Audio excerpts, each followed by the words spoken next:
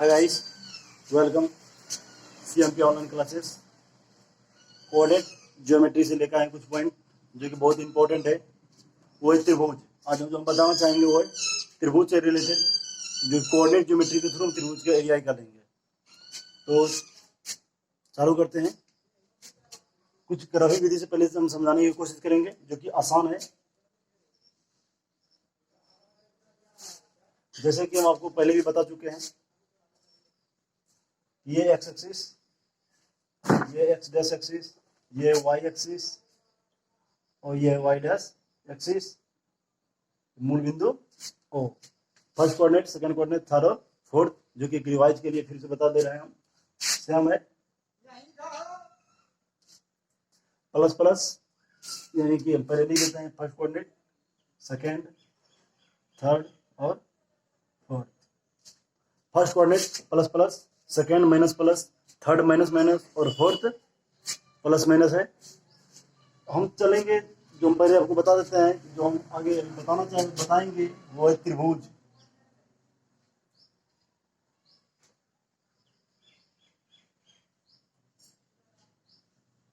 त्रिभुज का क्षेत्रफल, जैसे कि आप जानते हैं कि त्रिभुज का क्षेत्रफल हाफ गुना आधार गुना ऊंचाई है। यदि हम एक जनरल त्रिभुज की बात करें, यहाँ पे 90 डिग्री बनेगा। यदि त्रिभुज ए बी सी मानेंगे, एंगल बी 90 पे है, त्रिभुज ए बी सी का जो क्षेत्रफल होगा half into base into height. लेकिन हम कोऑर्डिनेट ज्योमेट्री के थ्रू त्रिभुज का हम क्षेत्रफल निकालेंगे। तो फिर क्या होगा, यदि हम ग्राफ की सहायता ले तो देखते हैं क्या होता है।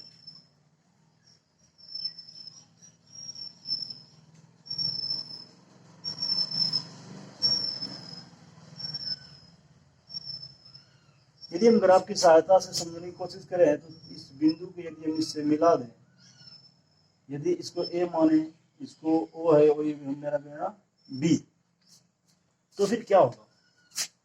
हम जान रहे हैं कि ग्राफ विधि से दूरी निकालना आसान है।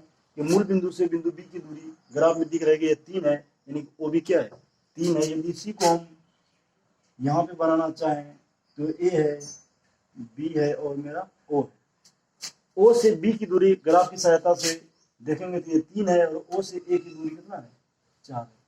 और यदि हम बोले त्रिभुज एबीसी का यानी कि ए ओ बी, त्रिभुज ए ओ बी का क्षेत्रफल ज्ञात करें तो आसान है, half into base into height निकाल देंगे हम। लेकिन यदि हम बात करें कि इस त्रिभुज का क्षेत्रफल ज्ञात करें ए ओ बी का, जहाँ की ए का नियामक कितना है एक्स वाई एक्सिस पे है। यदि ये बी एक्स एक्सिस पे है और ए वाई एक्सिस पे है, बी एक्स एक्सिस पे वाई नियामक 0 होगा, और एक्स का नियामक कितना है 3, वाई नियामक 0 है। यही पॉइंट ए वाई एक्सिस पे है, ए का नियामक 0 है, वाई का क्या है 4। अब इस स्थिति में ना तो ये 3 दिया है और ना ये 4 दिया है। ए का जो नियामक है वो 0 4, बी का है 3 0 और सी और ओ का है 0। आप बोलेंगे इस त्रिभुज का यानी त्रिभुज ए ओ बी का एरिया क्या होगा, तो हम यहाँ half into base into height नहीं कर सकते हैं।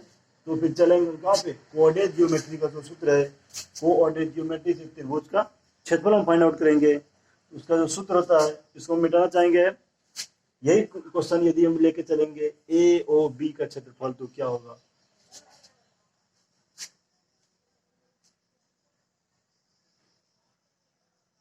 कोऑर्डिनेट ज्योमेट्री में त्रिभुज का जो क्षेत्रफल होता है वो है half into x1 y2 minus y3 plus x2 y3 minus y1 plus x3 y1 minus y2 under bracket. त्रिभुज का क्षेत्रफल एक बार रिपीट करना चाहेंगे हम, half into x1 y2 minus y3 plus x2 y3 minus y1 plus x3 y1 minus y2, जो कि त्रिभुज का क्षेत्रफल है। अब इसी से इसमें यदि हम फॉर्मूला पुटिंग कर दें, कोई भी त्रिभुज ले लेते हैं, यदि हम कोई भी एक त्रिभुज को उठाते हैं, इसी का जैसे हम ग्राफ बता चुके हैं, ग्राफ विधि में बताए तभी ए बी और ए ओ और बी था। ए का जो नियामक था वाई एक्सिस पे था, इसलिए एक्स नियमक 0 और वाई कितना था 4 था। बी जो था वो था 3 और 0, ये जो था वो और वो था। याद के लिए हम बता दें फिर से, ग्राफ विधि से बताना चाहेंगे हम, जो कि ये था।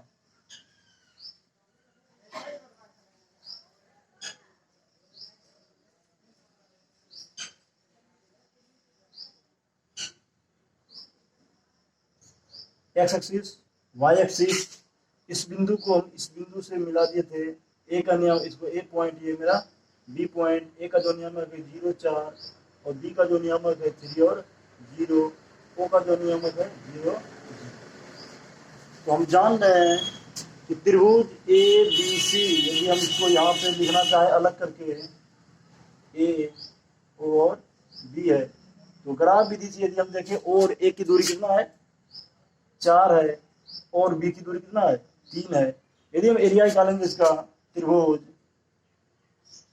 ए बी सी का क्षेत्रफल, तो क्या होगा, half into base into height, half into base क्या है 3 है, इंटू हाइट 4 है, कट करेंगे कितना होगा 6, 6 वर्ग यूनिट हुआ। इस त्रिभुज से, त्रिभुज हाफ गुना आधार गुना ऊंचाई से, लेकिन हमको कोऑर्डिनेट ज्योमेट्री से निकालना है, तो क्या आंसर आएगा, आंसर तो यही आएगा, लेकिन तरीका अलग होगा। तो चलते हैं कोऑर्डिनेट ज्योमेट्री से। यहाँ पे जैसे देख रहे हैं आपके x1 है, x2 है, x3 है, y1 y2 और y3 है, यानी x और y है, और 3 टर्म है। हम अलग अलग नहीं किए हैं, पहला को x1 y1, दूसरा को x2 y2, तीसरा को x3 और y3 माने, किसी को भी कुछ मान सकते हैं, लेकिन सीरियल से। यदि हम इसी को यहाँ पे पुटिंग करें वैल्यू, तो क्या होगा, पहले भी लिख सकते हैं कि x1 का मान क्या है, y1 का मान क्या है, और x2 का मान क्या है, y2 का मान क्या है। इसी तरह पहले भी हम लिख सकते हैं, आसान होगा, जो गलत होने की कम चांस रहेगी, या तो हम डायरेक्ट यहाँ बैठा सकते हैं। तो x हाफ इंटू, यदि हम इसको x1 y1, x2 y2 और x3 y3 माने, तो यहाँ पुटिंग करें वैल्यू, हम x1 का मान क्या है 0 है, y2 minus y3, y2 minus y3 plus x2 0 है, y3 माइनस y1, फिर plus x3 into y1 minus y1 minus y2। तो आगे देखते हैं क्या होता है। हाँ, ये 0 है तो 0, ये भी 0 से ये गुणा करेंगे तो 0, और क्या होगा 0 घटाएंगे तो कोई फर्क नहीं पड़ेगा, 4 या 12, और यदि हम करेंगे हाफ इंटू कितना आ जाएगा 6, यानी एरिया जो वही रहेगा, यदि 6 था तो 6 ही रहेगा, और यहाँ भी 6 ही वर्ग इकाई निकला। तरीका क्या है, अलग है। जब यदि बोले कि त्रिभुज का क्षेत्रफल ज्ञात करें, क्वेश्चन है सीधा पे कि त्रिभुज का क्षेत्रफल ज्ञात करें, यदि ए का नियामक 0 4, बी का नियामक 0 0 और सी का नियामक 3 0 रहे, यानी कि A B C D P Q R रहे, ये एक्स वाई जेड कुछ भी रह सकता है, नियामक 3 टर्म में रहेगा, और क्षेत्रफल निकालेंगे, तो ये हम क्षेत्रफल, ये जो तरीका है कोऑर्डिनेट ज्योमेट्री का, ये तरीका नहीं निकालेंगे, यानी नहीं अपनाएंगे हम। जब भी अपनाएंगे तो कोऑर्डिनेट ज्योमेट्री का जो फॉर्मूला है वही अपनाएंगे हम। और हम आपको बता दें, इसको मिटा दें, और हम आपको बताना चाहेंगे ये जो त्रिभुज का क्षेत्रफल है, इसका कहाँ कहाँ यूज होगा। त्रिभुज का क्षेत्रफल, तो पहला टर्म तो वही त्रिभुज का क्षेत्रफल निकाल लेंगे। दूसरा टर्म है, एक क्वेश्चन आएगा कि बिंदु इतना इतना इतना क्या समरेख है, फिर 3 पॉइंट यानी 3 को नियामक दिया रहेगा, ए का दिया रहेगा, बी का माना कि ए का कुछ नियामक है x1 y1, फिर बी का है x2 और y2, और सी का है x3 y3। इस स्थिति में बोले बिंदु इतना इतना दिया है, तो क्या समरेख है। तो हम आपको बताना चाहेंगे, यदि त्रिभुज का क्षेत्रफल 0 हो, समरेख का मतलब क्या होता है, एक ही रेखा में, यदि एक ही रेखा में ए बी और सी हो, तो आप कह सकते हैं यदि ए बी सी एक ही रेखा में है तो कभी भी ये त्रिभुज का निर्माण नहीं करेगा। यदि ये त्रिभुज का निर्माण नहीं करेगा एरिया इसका क्या होगा, त्रिभुज का यदि क्षेत्रफल का मानेंगे तो 0 होगा। तो फिर निकाल के देखेंगे, यदि त्रिभुज का क्षेत्रफल, यदि त्रिभुज का ये 3 बिंदु दिया रहे ABC और इसका एरिया यदि 0 आ जाए तो उस स्थिति में क्या कहेंगे हम, बिंदु ABC समरेख है। यदि त्रिभुज का क्षेत्रफल 0 हो तो, यदि त्रिभुज का क्षेत्रफल 0 ना हो तो समरेख नहीं होगा, उसको कुछ न कुछ रेखा यदि एरिया इक्वल है तो हम कह सकते हैं कि त्रिभुज का क्षेत्रफल, पहला तो त्रिभुज का क्षेत्रफल निकालेंगे। दूसरा तो इस पर आधारित क्वेश्चन है कि क्या बिंदु ABC दिया रहेगा समरेख है, और तीसरा पॉइंट और रहेगा, यदि बिंदु ABC समरेख हो तो किसी एक को हिडन कर देगा, जैसे x1 और y1, x2, y2, x3 और y3, किसी एक को खत्म कर देगा, इसको कुछ भी मान देगा, माना कि p है इसका मान, y1 का मान क्या है, p है या फिर k है, कुछ भी रह सकता है। तो बोलेगा कि यदि बिंदु ABC समरेख हो तो p का मान ज्ञात करें। p ना देखिए, जनरली जो बुक में एक सवाल है वो k रहता है, यानी कि कोई भी कांस्टेंट रह सकता है, यानी कोई भी यहाँ पे, और यानी कि अचर राशि रह सकता है, जो कि क्या, यानी कि हमको वैल्यू फाइंड आउट करना है। तो हम कह सकते हैं यदि बिंदु ABC समरेख है तो k का मान ज्ञात करें। तो हम जान रहे हैं कि k यदि बिंदु समरेख है तो त्रिभुज का जो क्षेत्रफल होता है क्या होता है, 0 होता है। ऑलरेडी हम 0 लगा देंगे और k का मान निकल जाएगा। यदि बिंदु बोले क्या बिंदु ABC समरेख है, उसका पहले क्षेत्रफल निकालेंगे। यदि क्षेत्रफल 0 हुआ तो वो बिंदु क्या है, समरेख है। इस तरह हम कह सकते हैं। एक क्वेश्चन की ओर चलते हैं। हम एक, जैसे कि आप एक क्वेश्चन की ओर चलते हैं त्रिभुज ABC का क्षेत्रफल से। जैसे कि आप क्वेश्चन देख रहे हैं, दिए गए शीर्षों से बने त्रिभुज का क्षेत्रफल ज्ञात करें। यानी कि शीर्ष दे दिया ABC करके, या जो भी नियामक में दिया हो, 3 शीर्ष दिया है, इससे बनने वाले त्रिभुज का क्षेत्रफल ज्ञात करना है। तो चल देखते हैं आगे क्या होता है। पहले त्रिभुज निर्माण करते हैं,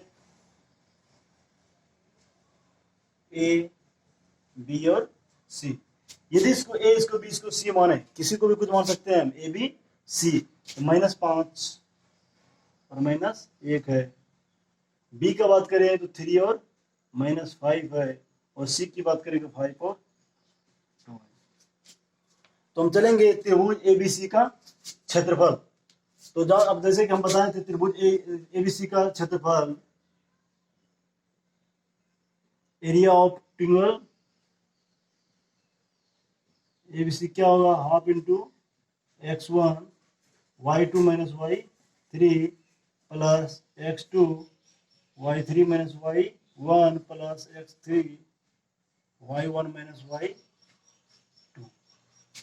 हम आपको एक बात और बता दें, ये त्रिभुज का क्षेत्रफल, त्रिभुज का जो क्षेत्रफल किसी को याद करने में प्रॉब्लम हो, इसको रखने की कोई भी जरूरी नहीं है। जैसे कि आप जान रहे हैं ABC है, सीरियल में हम चलेंगे, A तो लेंगे हम। यदि A से चलते हैं, x1 यदि हम यहाँ पे ले रहे हैं तो 2 में 3 को घटा दो, y पहले हम x को लिए, फिर y में y को घटाना है, फिर x लेंगे, फिर y में y घटाएंगे, फिर x लेंगे, फिर y में y हम घटा देंगे। लेकिन यहाँ पे टर्म अलग अलग है, x 1 to 3 में, y भी 1 to 3 में है। यदि हम x1 को लेंगे, यदि हम x1 को लेंगे तो y 2 में 3 को घटा देंगे। यदि हम x फिर 2 लिए तो y का ये तो ले लिया, फिर 2 में 1 को घटा देंगे, और यदि हम x3 को ले रहे हैं, इसको खत्म कर देंगे हम, यदि हम तो y1 में y2 को घटा देंगे। यानी आसान है। यदि हम x1 ले रहे हैं, y का जब वैल्यू लेंगे 2 में 3 घटाएंगे।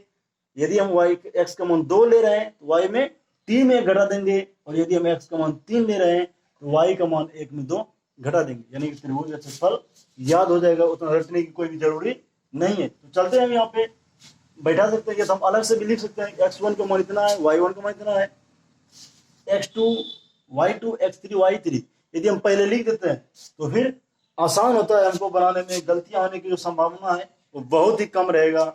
खास करके माइनस प्लस, जैसे कि हम पहले भी बता चुके हैं, यदि नियामक ज्यामिति माइनस प्लस पे भी बहुत हद तक टिकी हुई है। यदि माइनस प्लस आपका कंट्रोल है माइनस प्लस पे, तो गलती जो है इसमें बहुत ही कम चांस रहेगा गलतियां होने की, या फिर नहीं ही होगा। यदि माइनस प्लस में प्रॉब्लम है तो फिर प्रॉब्लम हो सकता है आपको। तो पहले लिख देते हैं आसान बनाने के लिए। x1 का वैल्यू क्या है, -5, y1 का वैल्यू -1। इसी तरह x2 का वैल्यू 3 और y2 का वैल्यू -5। इसी तरह x3 का वैल्यू 5 और y3 का वैल्यू कितना है, 2 है। यदि अब ये डाटा हमारा तैयार हो गया, आगे जहाँ हम पुटिंग का वैल्यू करेंगे हम, वो आसान होगा हमको पुटिंग करने में। तो आगे पुटिंग करेंगे, हाफ इंटू x1 का वैल्यू क्या है देख सकते हैं हम कि -5, y2 minus y3, y2 minus y3। अब आसान है इसको पुटिंग कर देना वैल्यू को, x2 3 y3 माइनस y1। अब यहाँ पे देखना है क्या माइनस टर्म, यहाँ फिर माइनस प्लस का टर्म आता है, एक डायरेक्ट भी लिख सकते हैं या फिर एक आगे टर्म में लेके भी लिख सकते हैं। तो 3 तो लिए x2, यहाँ y3 माइनस y1, y3 भी लिए, फार्मूला में माइनस है, माइनस लिख दिए, और y1 का मान ऑलरेडी माइनस है, इसलिए माइनस में क्या होगा, प्लस होगा। फिर प्लस x3 का मान है 5, y1 -1 माइनस y2 माइनस, यहाँ पे फिर माइनस है, माइनस माइनस प्लस 5। यदि ये माइनस प्लस सही हो गया, यानी संभल गए, कोई मिस्टेक ना हो, तो आगे बढ़ाने में कोई प्रॉब्लम अब नहीं आएगा इसमें। बस इसको सॉल्यूशन कर देना है। क्या होगा, -5 प्लस प्लस माइनस होगा, लेकिन चिन्ह क्या आएगा, माइनस का रहेगा, प्लस 3 इंटू 3 प्लस 5 इंटू 4। हाँ कितना होगा, माइनस गुना माइनस प्लस, यहाँ पे होगा माइनस माइनस कैंसिल हो जाएगा, प्लस, हाँ ऐड कर सकते हैं, कितना होता है,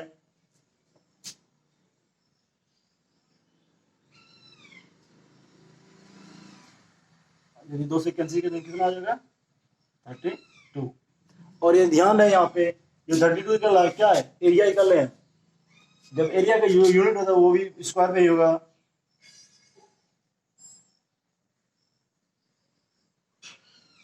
बत्तीस वर्ग इकाई, ये यूनिट जो है इसको लिखना ना बोलना, खास करके एग्जाम की दृष्टि से यदि देखा जाए तो मोस्ट इंपॉर्टेंट है। कभी भी देखना, एक क्वेश्चन में निकाल के आप देख सकते हैं वहां पे इससे रिलेटेड, या त्रिभुज का क्षेत्रफल तो हम नहीं कहेंगे, लेकिन ये कह सकते हैं त्रिभुज का क्षेत्रफल का जो फॉर्मूला, इससे रिलेटेड एक क्वेश्चन 2 नंबर का हो, ये भी 5 नंबर को जरूर पूछा जाएगा। और इस तरह पूछने का तरीका है, तो पहला यदि पॉइंट 3 को दे दिया तो बोलेगा त्रिभुज का क्षेत्रफल ज्ञात करे। दूसरी स्थिति में बोलेगा यदि सिद्ध करें कि बिंदु एबीसी समरेख है, तो फिर वहां त्रिभुज का क्षेत्रफल निकालेंगे।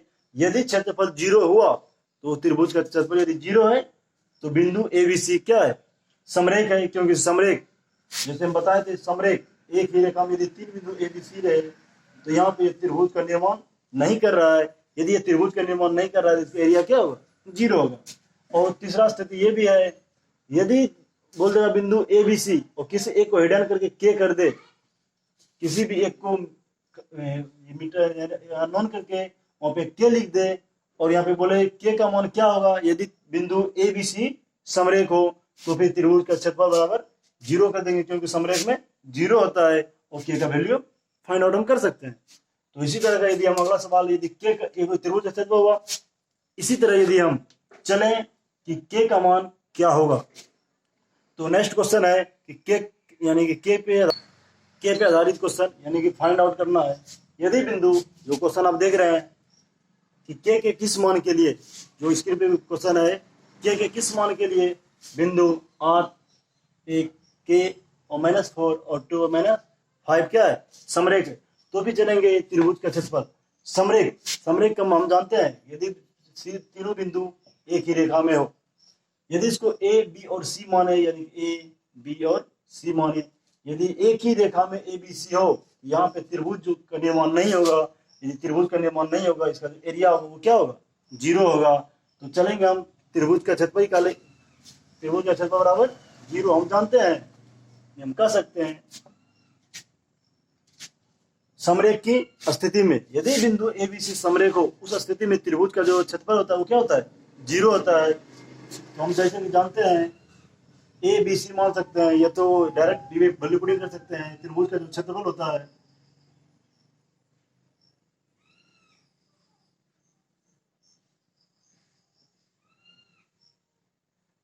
तो जैसे कि आपको बोले हैं कि क्वेश्चन रटने की कोई भी जरूरी नहीं है, हम कर सकते हैं। यदि हम इसको x1 ले रहे हैं तो अब y2 में y3 को क्या कर देंगे, घटा देंगे। यदि हम x2 को लेंगे तो y3 में y1 को घटा देंगे, और यदि हम x3 लेंगे तो y1 में y2 को घटा देंगे। हो गया मेरे तैयार। कुछ भी याद हम नहीं किए हैं, ना तो रटे हैं, बस सब कॉन्सेप्ट समझना है। यदि हम 1 ले रहे हैं, 2 में 3 घटाएंगे, फिर 2 रहेंगे तो 3 में 1 घटाएंगे, 4 तो है नहीं, 1 2 3, यानी कि इसी तरह से चलना है। यदि इसको 1 2 और 3 ले रहे, एक यदि x से मान लिए तो y में 2 में 3 घटाएंगे, x का मान यदि 2 लिए तो y में 3 में 1 घटा देंगे, और x का मान यदि 3 लिए y में 1 में 2 घटा देंगे। फार्मूला तैयार है, और इसी पे बैठा देंगे हम। यदि ये मेरा मान ले x1 y1 x2 y2 x3 और y3, इससे पहले हम बताए थे आपको, हम लिख सकते हैं इसको आसान बनाने के लिए, जो गलतियां होने की संभावना बहुत ही कम रहेगा। यदि हम लिख दें यहाँ पे x1 8 है, y1 क्या है 1 है, x2 k का है, यही k का वैल्यू हमको फाइंड आउट करना है। y2 का वैल्यू है -4, x3 2, y3 -5। वैल्यू पुट कर देंगे हम, और हम जानते हैं पहले आगे इसको लिख करेंगे कि half x1 y2 minus y3, यहाँ पे माइनस है, फिर यहाँ पे माइनस है, माइनस माइनस प्लस 5 हो जाएगा, plus x2 y3 minus y1 plus x3 y1 minus y2, फिर माइनस माइनस प्लस हो जाएगा। तो इस स्थिति में क्या होगा, 2 हो जाएगा 1, यानी कि इसको यदि सॉल्यूशन करें तो 8 हो जाएगा, प्लस प्लस और माइनस, यानी कि k इंटू -6 प्लस 10 हो जाएगा। यदि हम सॉल्यूशन करें तो हाफ 8 - 6k प्लस 10, यानी कि हाफ क्या हो जाएगा 18 - 6k। यदि हम 2 कॉमन भी लें तो फिर क्या होगा, कट हो जाएगा, 2 कॉमन लेंगे तो 9 - 3k बचेगा। एक समय क्या आया कि 9 - 3k, त्रिभुज का क्षेत्रफल जो हुआ 9 - k। और हम लिख सकते हैं कि हम जानते हैं, क्या जानते हैं कि यदि त्रिभुज क्या दिया है, के किस मान के लिए बिंदु इतना इतना समरेख है। ये जो वर्ड है ध्यान में रखेंगे हम कि बिंदु समरेख है। यदि बिंदु समरेख है, यहां हम कह सकते हैं प्रश्न से यदि बिंदु इतना इतना इतना समरेख है तो त्रिभुज का क्षेत्रफल जो होगा क्या होगा, 0 होगा। हम जानते हैं कि बिंदु समरेख रहे उसका क्षेत्रफल 0 होता है, तो ये वैल्यू पुट कर देंगे हम, 9 - 3k बराबर 0, 9 बराबर 3k, 3 से कट करेंगे तो क्या होगा, k बराबर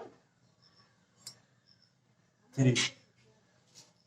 k का मान जो निकला वो कितना निकला, 3 निकला। हम कह सकते हैं कि यहाँ दिया है क्वेश्चन, के किस मान के लिए बिंदु ए बी सी समरेख है, तो के तीन वैल्यू निकला, यानी कि के 3 मान के लिए बिंदु उतना उतना समरेख है। या तो आंसर यहाँ पे भी रख सकते हैं।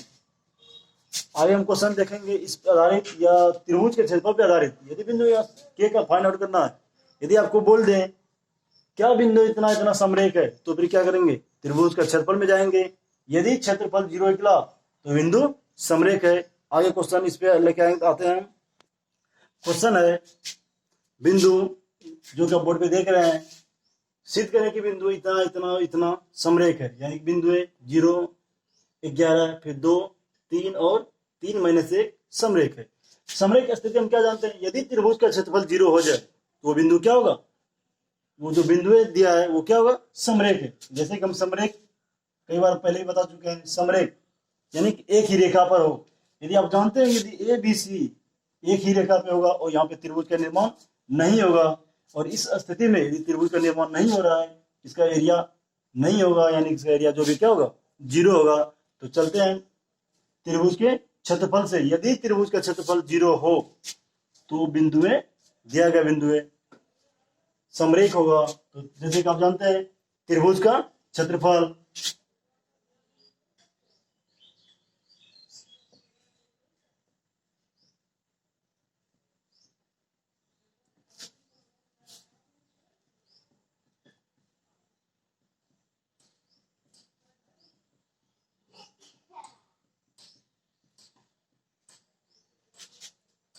आपको हम बता भी चुके हैं कि त्रिभुज का क्षेत्रफल याद करने की,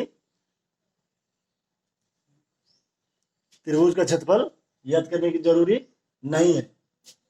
1 लेंगे 2 में 3 घटाएंगे, फिर 2 लेंगे तो 3 में 1 घटाएंगे, और 3 लेंगे तो 1 में 2 घटाएंगे, आसान हो जाएगा। और इससे पहले हम आपको बता चुके हैं, इस साइड में हम लिख दें पहले x1 y1 और x2 y2 x3 y3, जिससे कि बनाने में हमको आसान होगा, गलतियां होने की बहुत ही कम संभावना होगी, इसलिए हम लिख दे रहे हैं x1 0 y1 11, फिर x2 2 है, फिर y2 3 है, x3 3 है और y3 -1। वैल्यू पुटिंग कर देंगे हम, देखते हैं क्या होता है आगे। हाफ x1 का वैल्यू पुटिंग करेंगे 0, y2 y3 minus plus, x2 y3 -y1 plus x3 into y1 -y2। जैसे कि आप जान रहे हैं 0 से गुणा करेंगे इसका वैल्यू क्या होगा, 0 हो जाएगा, कुछ भी इसका वैल्यू रहे 0 से गुणा करेंगे 0, माइनस माइनस प्लस होगा, यानी कि 2 गुना चिन्ह रहेगा माइनस का, प्लस 3 इंटू यहाँ पे 8 हो जाएगा। यदि हम गुणा करेंगे तो क्या होगा, -24 प्लस 24, यानी कि हाफ गुना 0 बराबर 0। जैसे कि आप देख रहे हैं त्रिभुज, जैसे कि आप देख रहे हैं कि यदि बिंदु इतना इतना जो दिया रहे उसका हम त्रिभुज का क्षेत्रफल निकालें तो वैल्यू क्या निकला, 0। यदि इस एरिया यानी कि त्रिभुज का एरिया 0 निकल रहा है, इसका सीधा मतलब है वो त्रिभुज का निर्माण नहीं कर रहा है। नहीं जब कर रहा है तो क्या है, समरेख है। तो यहाँ पे कह सकते हैं कि प्रूव्ड हो गया, यहाँ पे जो बिंदु दिया है 0 11 फिर 2 3 और 3 -1 समरेख है, क्योंकि इसका क्या है, क्षेत्रफल 0 है। इसी तरह से यदि हम अगला सवाल देना चाहेंगे और आपको हम बता दें त्रिभुज का क्षेत्रफल, इसको मिटाना चाहेंगे हम,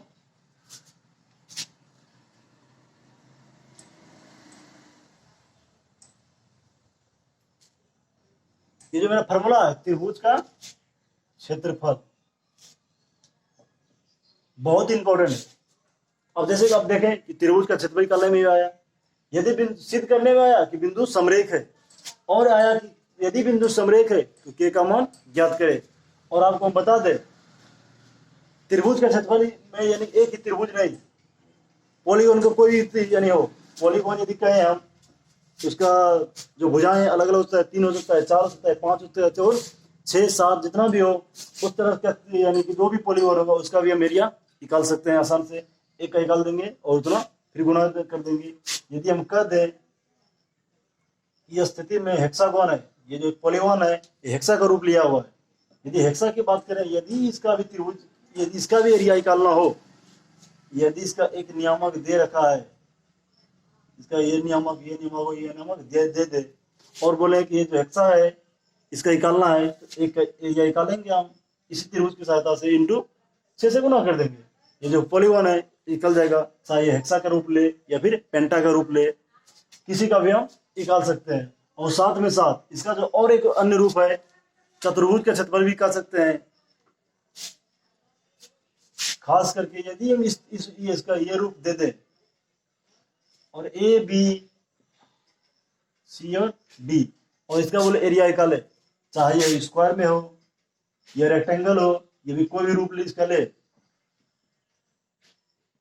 निकाल सकते हैं हम आसान से। जैसे कि आप जानते हैं ये दूरी बराबर से निकाल भी सकते हैं, ये दूरी निकालेंगे और ये दूरी निकालेंगे। यदि ये रेक्टेंगल है तो इसका 2 भुजा निकालेंगे, फिर एरिया निकाल देंगे, लंबाई और चौड़ाई। यदि ये स्क्वायर में एक एरिया का एक भुजा निकाल के हम इसका एरिया निकाल सकते हैं। लेकिन यदि ये कोऑर्डिनेट ज्योमेट्री में दिया रहे तो क्या करेंगे? यदि ये कोऑर्डिनेट ज्योमेट्री में दिया है, इसको दो तरीके से एरिया निकाल सकते हैं। पहला तो ये दूरी बराबर से, यदि ये दूरी प्रॉब्लम कर रहा हो तो सबसे जो आसान तरीका वो है त्रिभुज का क्षेत्रफल से हम कह सकते हैं इसको हम दो भागों में बांट देंगे। त्रिभुज ए बी डी का प्लस त्रिभुज बी सी डी। यहाँ पे दो त्रिभुज का निर्माण हो रहा है और दो त्रिभुज का एरिया निकाल के क्या कर देंगे हम ऐड कर देंगे। ये चाहे स्क्वायर हो या फिर रेक्टेंगल हो या कोई भी रूप हो, इसका क्षेत्रफल निकल जाएगा। फिर किसका यूज करेंगे हम? त्रिभुज का क्षेत्रफल, जो कि बहुत इंपॉर्टेंट है। किसी भी एंगल से देखा जाए तो चाहे ये स्क्वायर हो, रेक्टेंगल हो या कोई भी पॉलीगॉन हो, उसका हम क्षेत्रफल निकाल सकते हैं। तो आगे हम क्वेश्चन लेके आएंगे बहुत इंपॉर्टेंट, जो कि उसमें जो आगे हम क्वेश्चन ले आएंगे वो रहेगा त्रिभुज का क्षेत्रफल और रहेगा दूरी बराबर, दूरी संबंधित क्वेश्चन रहेगा। त्रिभुज के क्षेत्रफल का जो फॉर्मूला इस पे क्वेश्चन रहेगा, यानी कि के का मान ज्ञात करें, ये बिंदु समरेख हो या दिया गया त्रिभुज का क्षेत्रफल निकालें, ये या तो फिर कोई भी पॉलीगॉन हो उसका क्षेत्रफल निकालें, ये स्क्वायर हो या फिर रेक्टेंगल हो उसका क्षेत्रफल निकालें। फिर दूरी बराबर से भी निकाल के बताएंगे हम, स्क्वायर का निकालना या फिर रेक्टेंगल का निकालना, अलग अलग विधि बताएंगे हम त्रिभुज के क्षेत्रफल से भी और दूरी बराबर क्षेत्र से भी। और साथ ही साथ और बताएंगे विभाजन सूत्र पे, त्रिभुज के क्षेत्रफल, दूरी और विभाजन, ये तीनों पे आगे वीडियो में लेकर आएंगे हम। बहुत ही मोस्ट इंपोर्टेंट क्वेश्चन, चाहे वो शॉर्ट क्वेश्चन हो या फिर लॉन्ग क्वेश्चन हो, सबको लेके आएंगे हम। Okay, thank you.